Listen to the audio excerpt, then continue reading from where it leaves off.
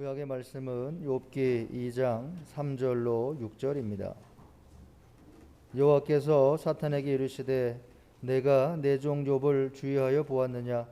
그와 같이 온전하고 정직하여 하나님을 경외하며 악에서 떠난 자가 세상에 없느니라. 내가 나를 충동하여 까닭 없이 그를 치게 하였어도 그가 여전히 자기의 온전함을 굳게 지켰느니라. 사탄이 여호와께 대답하여 이르되 가죽으로 가죽을 바꾸오니 사람이 그의 모든 소유물로 자기의 생명을 바꾸올지라. 이제 주의 손을 펴서 그의 뼈와 살을 치소서. 그리하시면 틀림없이 주를 향하여 욕하지 않겠나이까. 여호와께서 사탄에게 이르시되 내가 그를 내 손에 맡기노라. 다만 그의 생명은 해하지 말지니라. 아멘. 서신서의 말씀은 히브리서 2장 10절로 12절입니다. 그러므로 만물이 그를 위하고 또한 그로 말미암은 이가 많은 아들들을 이끌어 영광에 들어가게 하시는 일에 그들의 구원의 창시자를 고난을 통하여 온전하게 하심이 합당하도다. 거룩하게 하시는 이와 거룩하게 함을 입은 자들이 다 한 근원에서 난지라. 그러므로 형제라 부르시기를 부끄러워하지 아니하시고 이르시되 내가 주의 이름을 내 형제들에게 선포하고 내가 주를 교회 중에서 찬송하리라 하셨으며. 아멘. 복음서의 말씀은 마가복음 10장 2절로 9절입니다. 바리새인들이 예수께 나와 그를 시험하여 묻되 사람이 아내를 버리는 것이 옳으니이까. 대답하여 이르시되 모세가 어떻게 너희에게 명하였느냐. 이르되 모세는 이혼 증서를 써주어 버리기를 허락하였나이다. 예수께서 그들에게 이르시되 너희 마음이 완악함으로 말미암아 이 명령을 기록하였거니와 창조 때로부터 사람을 남자와 여자로 지으셨으니 이러므로 사람이 그 부모를 떠나서 그 둘이 한 몸이 될지니라. 이러한즉 이제 둘이 아니요 한 몸이니 그러므로 하나님이 짝지어 주신 것을 사람이 나누지 못할지니라 하시더라. 아멘. 주님의 말씀입니다. 오늘 이 말씀의 제목은 사랑은 하나님께로부터 나와 인간의 마음 속에서 완성된다. 이 제목을 토대로 오늘 복음서의 말씀을 중심으로 보겠는데, 오늘 복음서의 강조점은 사랑의 수위성에 관한 말씀입니다. 사랑은 교회 공동체를 이루는 데 있어서 뿐만 아니라 가정이라는 보다 원초적이고 보편화된 인간 공동체를 이루는 데 있어서도 필수 불가결한 요소입니다. 사도 요한은 요한일서 4장 12절에서 이렇게 말씀한 바 있습니다. 어느 때나 하나님을 본 사람이 없으되 만일 우리가 서로 사랑하면 하나님이 우리 안에 거하시고 그의 사랑이 우리 안에 온전히 이루어지느니라. 중요한 말씀이죠. 우리가 하나님을 볼 수는 없지만 그러나 우리가 서로 사랑하면 하나님은 우리 안에 거하시고 우리는 그분의 사랑 안에 거하게 된다. 하나님의 사랑이 우리 안에 온전하게 이루어진다. 사도 요한의 이 말씀은 그 사랑의 수위성에 관한 그 이상의 어떤 것을 우리에게 말해줍니다. 즉 사랑의 근원은 하나님 안에 있고 사랑은 하나님께로부터 나와서 인간의 마음 속에서 완성이 된다. 그러므로 인간은 하나님 없이 자기 힘이나 자기 결단이나 자기의 능력으로 사랑을 할 수 없는 것이고 심지어 자기 아내나 자기 남편이나 자기 자녀조차도 하나님께로부터 우러난 사랑이 아니면 완전한 사랑을 할 수 없다. 그 부분을 우리에게 가르쳐 줍니다. 그러나 우리가 하나님 안에 있고 하나님께로부터 나와서 인간의 마음 속에서 완성되는 그 사랑으로 우리가 사랑할 수 있다면 이미 하나님은 우리 안에 거하시고 하나님의 사랑은 우리를 통해서 완성이 된다. 그렇게 사도 요한은 말씀합니다. 그런 측면에서 보았을 때 우리는 오늘 복음서에 등장하는 바리새인들이 저 사람들은 지금 하나님께로부터 떠나 있는 거 아니냐 이런 의심을 하게 돼요. 바리새인들이 예수님께 질문을 던지는데 정말 진리에 대한 사유, 진리를 알고 싶은 마음으로 질문을 던지는 것이 아니고 예수님을 떠보기 위해서 질문을 던져요. 그 의도를 보면 저 사람들은 진리를 떠난 사람, 하나님을 떠난 사람 이렇게 볼 수밖에 없는 겁니다. 오늘 말씀에서 뿐만 아니라 우리가 누군가에게 질문을 할 때 어떤 의도를 숨기고 질문을 한다든지 누군가 나에게 질문을 해오는데 어떤 의도를 숨기고 질문을 해올 때 그 사람이 만약에 신앙인이라면 또 내가 신앙인으로서 우리는 그럴 수 없는 것이죠. 오늘 말씀 2절 보십시오. 복음서의 말씀 마가복음 10장 2절 바리새인들이 예수께 나와 그를 시험하여 묻되 사람이 아내를 버리는 것이 옳으니까. 그냥 한마디에서 우리가 볼 수 있는 것처럼 어떤 함정이 음흉하게 또아리를 틀고 있는 것을 이 질문에서 우리가 보게 됩니다. 하나님이신 예수님께서도 이런 시험을 당하셨다면 그분의 제자된 우리들은 이 세상 안에서 얼마나 많은 시험과 함정의 위험을 겪게 될까 생각해 보게 됩니다. 사실 바리새인들처럼 소위 성경을 잘 안다고 자부하는 사람들은 그런 식으로 질문하면 안 되는 겁니다. 하나님께서 사람을 남자와 여자로 만드신 이유를 창세기 2장 18절에 보면 이렇게 밝히고 있습니다. 사람이 혼자 사는 것이 좋지 아니하니 내가 그를 위하여 돕는 배필을 지으리라. 이 말씀은 남녀가 서로 사랑해야 할 이유를 하나님의 시선으로 정리해 주고 있습니다. 남녀가 서로 끌리고 서로에게 사랑을 느끼는 것은 단순히 생물적이고 본능적인 충동만은 아닙니다. 하나님은 남자가 혼자 사는 것이 좋지 않다 이렇게 여기셨고 돕는 배필로서 여자를 만들어 주셨습니다. 그러니까 여자는 돕는 배필이라는 소명을 지닌 존재예요. 소명을 안고 남자에게로 온 존재예요. 아내는 구약시대 문화 속에서처럼 그냥 버려도 되는 그런 소유물 같은 존재가 아니고 하나님께서 돕는 배필이라는 아주 거룩한 목적을 가지고 나에게 보내주셔서 내 곁에 있게 하신 존재라는 겁니다.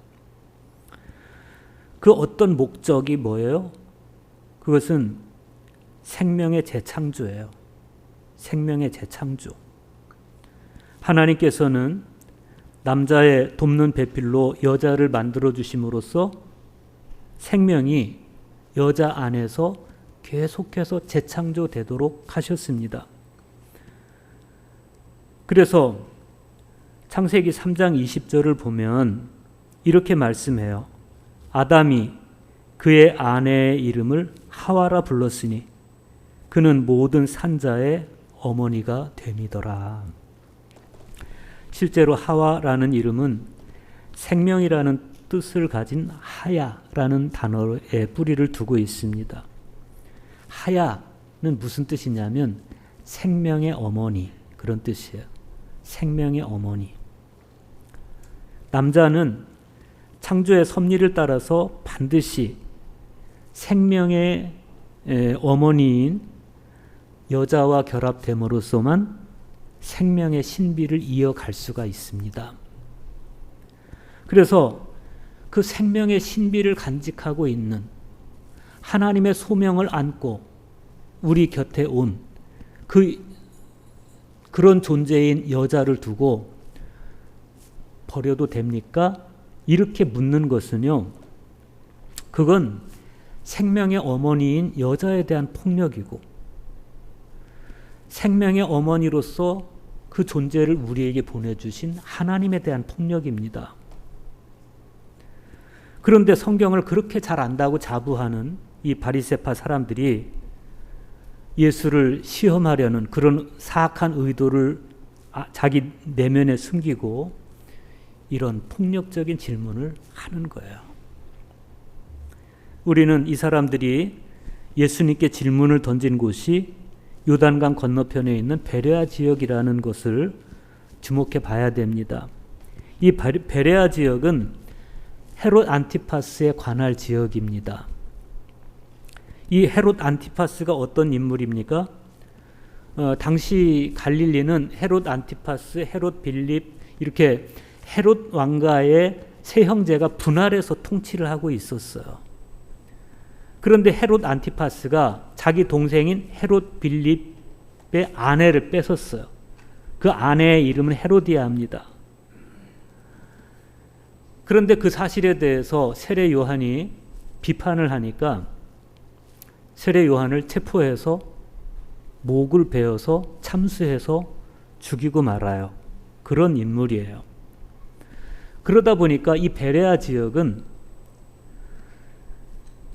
적어도 자기 아내를 버리는 건 그런 문제에 대해서만큼은 어쩔 수 없이 민감해질 수밖에 없는 그런 지역이었습니다.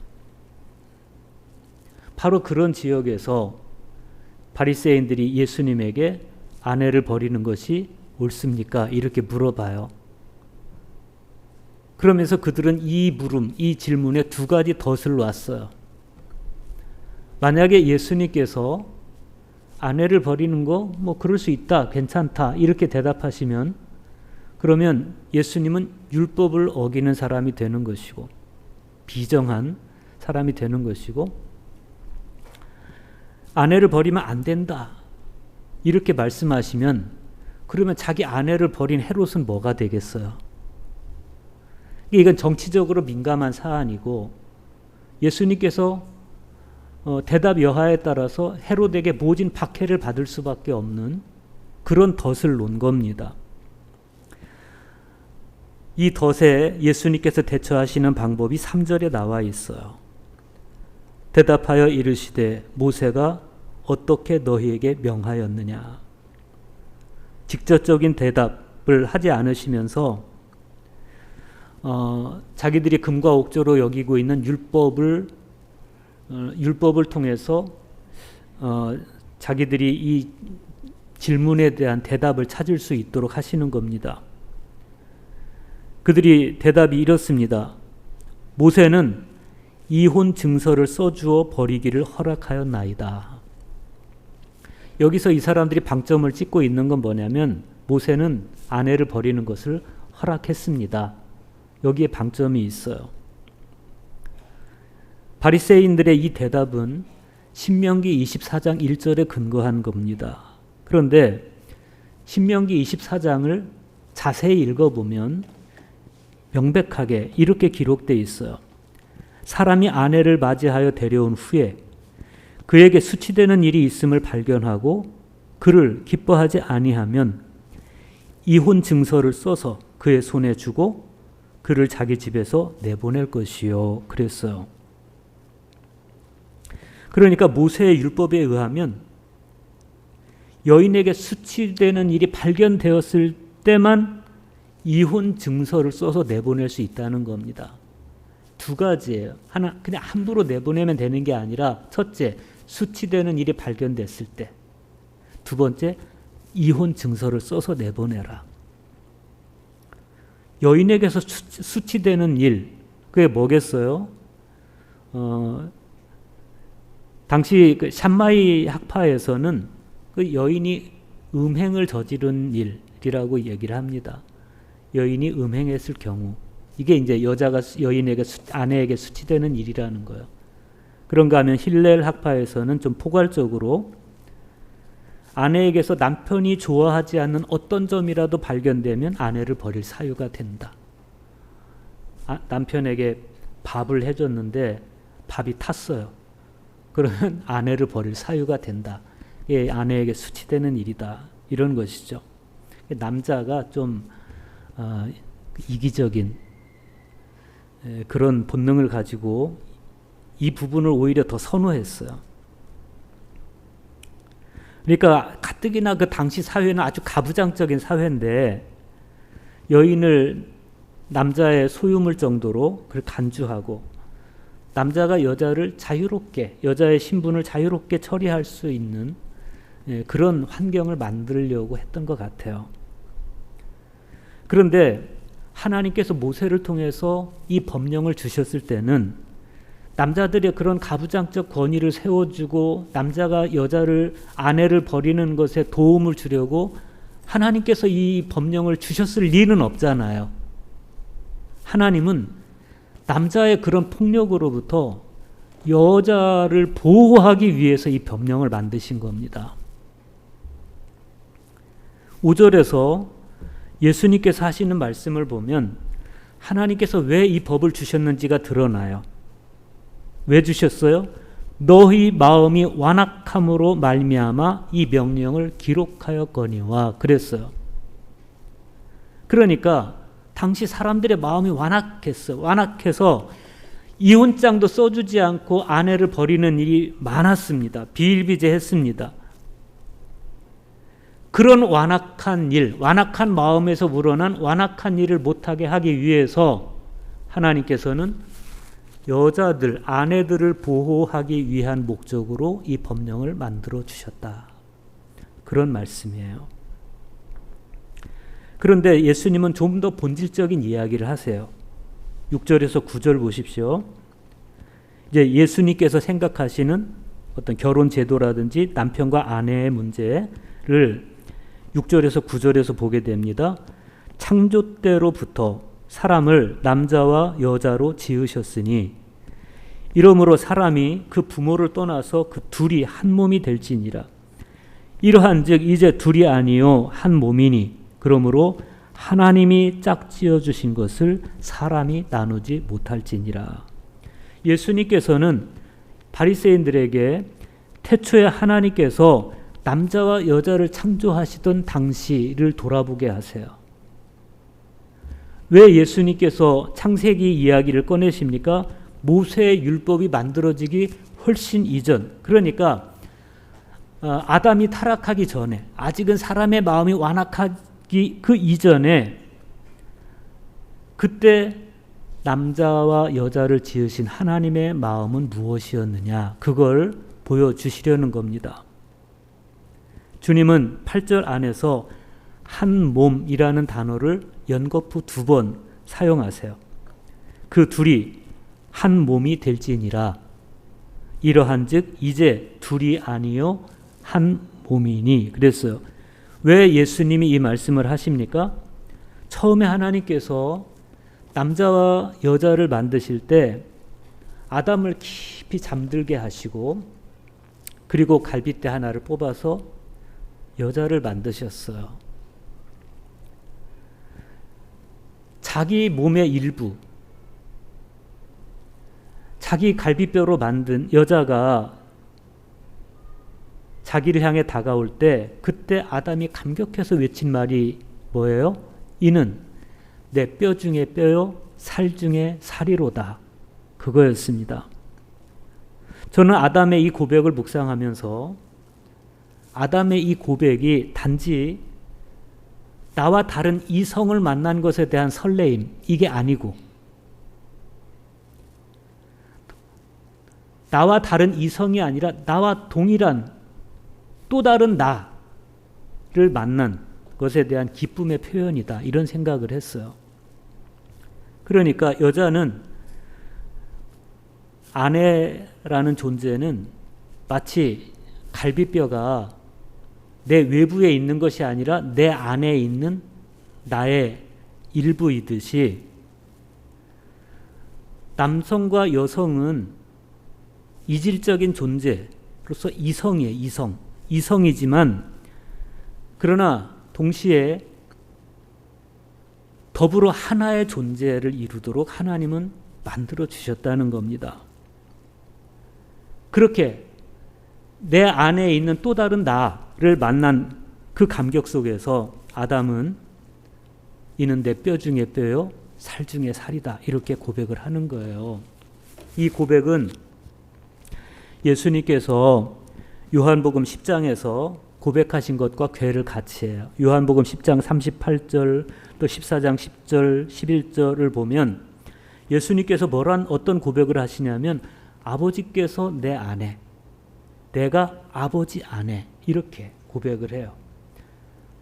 아버지께서 내 안에 내가 아버지 안에 이것을 남자와 여자의 관계 속에서 똑같은 논법 똑같은 표현으로 아담은 이는 내 뼈 중에 뼈요 살 중에 살이다 이렇게 고백을 한 겁니다.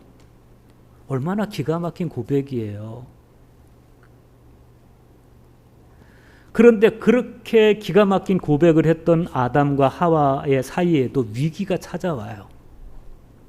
왜? 성격 차이? 아니에요. 무슨 다툼이나 싸움을 벌인 것도 아닙니다. 이 위기는 악마로부터 찾아와요. 사탄으로부터. 그 사탄, 유혹하는 자에게 마음을 미혹당하니까 마음이 완악해져 버렸어요. 사람의 마음이 완악해지니까 뼈 중에 뼈요, 살 중에 살이었던 관계가 그만 나와 저 여자, 나와 타자의 관계로 분열돼 버리는 겁니다. 그래서 예수님은 당신을 시험해 오는 그 바리새인들을 향해서 하나님께서 너희들이 그렇게 금과 옥조로 여기는 율법을 하나님께서 너희들에게 주신 것은 너희 마음이 완악해서 주신 것이다. 그렇게 말씀하시는 거예요. 너희 마음이 완악해서 주신 것이다.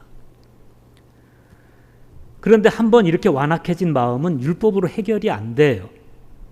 율법으로 해결이 됐으면 예수님이 안 오셔도 돼요. 근데 율법으로 해결이 안 돼요. 오늘 구약 성경에 보면 욥이라는 사람이 등장합니다. 하나님께서 사탄에게 내 종 욥을 주의해서 봐라. 자세히 보라는 거예요. 하나님은 자신이 있었던 거예요. 주의해서 봐도 흠잡을 게 없는 사람이에요. 완벽한 인간상이에요. 구약 성경에서는 얼마만큼 완벽했느냐? 하나님이 이렇게 말씀하세요. 그와 같이 온전하고 정직하여 하나님을 경외하며 악에서 떠난 자가 세상에 없느니라. 이 사람은 온전한 사람이고 정직한 사람이고 하나님을 경외하는 사람이고 그러다 보니까 악에서 떠난 사람, 완벽한 인간상이에요. 그런데 그런 욥도 사탄이 한번 그를 휘감아 시험에 빠뜨리니까 험한 소리를 하다가 하나님께 꾸중을 듣는 존재가 되고 말아요. 우리는 이 시점에서 본질적인 고민을 하지 않을 수가 없는 겁니다. 바리새인이 금과 옥조로 여기던 그 율법도 하나님이 자랑하실 만큼 그렇게 정직하고 하나님을 경외하고 악에서 떠난 그런 사람도 사탄의 시험 앞에서는 갈대처럼 흔들리고 심지어 그 마음의 완악함을 숨기지를 못하는데 그러면 우리 같은 사람은 어떻게 하면 좋겠느냐 이런 거죠. 어떻게 하면 좋겠어요? 이 고민을 가지고 오늘 서신서의 말씀을 한번 보겠습니다. 히브리서 2장 11절 보세요. 거룩하게 하시는 이와 거룩하게 함을 입은 자들이 다 한 근원에서 난지라. 그러므로 형제라 부르기를 부끄러워하지 아니하시고 그랬어요. 여기 보면 거룩하게 하시는 이가 등장해요. 누구예요? 예수님이에요. 거룩하게 함을 입은 자들이 등장해요. 누구예요? 성도들이에요. 우리. 예수님은 거룩하게 하시는 분, 우리는 그분을 통해서 거룩하게 된 사람들, 이런 거예요. 그런데 거룩하게 하시는 예수님과 거룩함을 입은, 그분으로부터 거룩함을 입은 우리가 다 한 근원에서 났다고 그래요. 다 한 근원에서 났다. 이것은 예수님과 우리가 분리되어 있는 존재가 아니라는 겁니다. 마치 우물 하나에 샘물이 같이 있듯이 예수님과 우리는 한 근원에서 난 하나 된 존재라는 거예요. 이게 아담의 표현대로 하면 뼈 중에 뼈요, 살 중에 살인 존재인 겁니다. 아담은 자기 아내, 자기에게로 다가오는 여자를 향해서 이는 내 뼈 중에 뼈요, 살 중에 살이라고. 예수님에게 있어서 우리는 그런 존재예요. 우리는 예수님에게 있어서 뼈 중에 뼈고 살 중에 살인 존재. 즉 예수님과 우리는 분열되어 있는 존재가 아니라 완벽하게 일치되어 있고 연합해 있는 존재라는 겁니다. 이질적인 존재가 아니라 완벽하게 하나인 존재. 어찌 보면 이는 내 뼈 중에 뼈요 살 중에 살이라고 했던 아담의 고백은 우리를 향한 예수님의 고백인 것이죠. 그래서 우리가 예수님과 그 신비한 관계, 완벽한 신비, 뼈 중에 뼈요 살 중에 살로서 지속되게 일치되어 있을 때 그때 비로소 하나님의 사랑, 하나님께로부터 우러난 사랑은 우리를 통해서 완성을 이룰 수가 있는 겁니다. 그래서 예수님께서 마지막 기도를 하나님께 드리실 때 간절한 마음을 담아서 이렇게 기도하신 겁니다. 아버지여, 아버지께서 내 안에, 내가 아버지 안에 있는 것 같이 그들도 다 하나가 되어 우리 안에 있게 하사 세상으로 아버지께서 나를 보내신 것을 믿게 하옵소서. 뼈 중에 뼈요 살 중에 살인 관계였던 아담과 하와처럼 아버지께서 성부 하나님께서 성자 예수님 안에, 성자 예수님께서 성부 하나님 안에 계셨던 그 상태처럼 저와 여러분이 온전한 하나를 이루어서 삼위일체 하나님 안에 있을 때 그때 하나님께로부터 우러난 사랑은 우리를 통해서 완성이 되는 겁니다. 그러면 세상으로 아버지께서 나를 보내신 것을 믿게 하옵소서. 우리가 그렇게 사랑할 때만 세상 사람들은 아, 하나님은 살아 계시구나 하고 믿는다는 거예요. 최근에 어느 뉴스를 보니까 신학대학에서 총장님과 그 학교 직원인 목사님 사이에 폭력 사태가 있었어요. 가슴이 철렁 내려앉습니다. 왜냐하면 그런 것들이 뉴스를 타고 나오면 하나님의 이름이 거룩하게 되지가 않아요. 사람들은 그런 현장을 보면서 하나님의 사랑을 볼 수가 없어요. 인간들의 광기를 보는 거지 하나님의 사랑이 안 보여요. 근데 제가 그 반응을 보니까 하나님이 안 계신 것을 너희들이 보여주는구나. 하나님이 안 계시다는 것을 너희들이 보여주는구나. 이런 반응이에요. 그건 나와 타자로 나누고 분열시킨 것인데 아니에요. 사랑은 하나님께로부터 나와서 우리 안에서 완성되는 것. 그러나 이것은 그냥 하나님과 분리된 내 인격 안에서 완성되는 것이 아니라 하나님과 일치되어 있는, 하나님이 내 안에, 내가 예수님 안에 있는 이 완벽한 신앙 안에서만 완성이 되는 겁니다.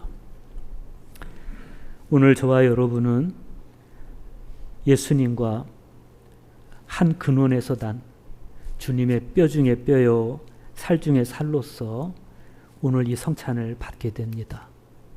예수님께로부터 우러난 그분의 피를, 예수님의 찢기신 살을 우리가 같이 받아요.